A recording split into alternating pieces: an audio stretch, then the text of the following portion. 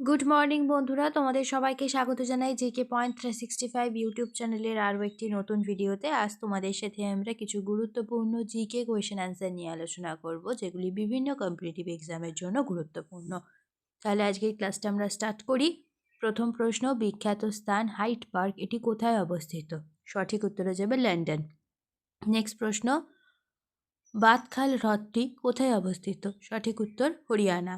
Next প্রশ্ন, জওহর সাগর বাঁধ কোন রাজ্যে অবস্থিত? সঠিক উত্তর রাজস্থান। নেক্সট প্রশ্ন, কোন বিপ্লবীর ছদ্মনাম ছিল ফাদার মার্টিন? সঠিক উত্তর নরেন্দ্রনাথ ভট্টাচার্য।